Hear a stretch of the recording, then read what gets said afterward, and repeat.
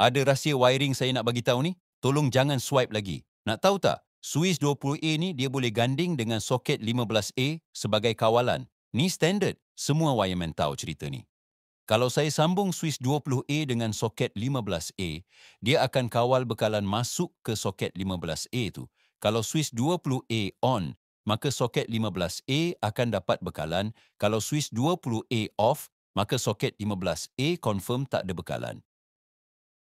Ni satu lagi rahsia besar. Cara nak sambung suis 20A dengan soket 15A. Mula-mula kita pusing belakang suis dan soket ni.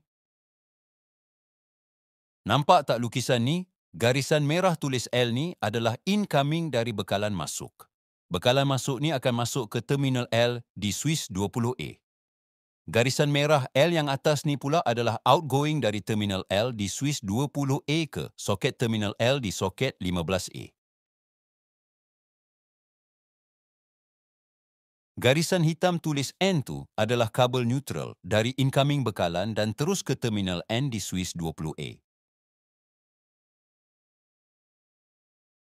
Disebabkan suis 20A yang ni tak ada terminal E, jadi kita boleh sambung terminal E di soket 20 terus dari kotak fuse.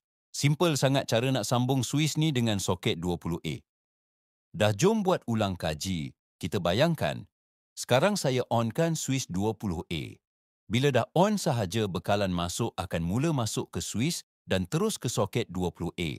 Mana-mana alat elektrik yang bersambung dengan soket 20A tu akan dapat bekalan dan mula berfungsi. So, sekarang sudah fahamkah sejauh ini? Kalau faham, tolong komen di bawah ya.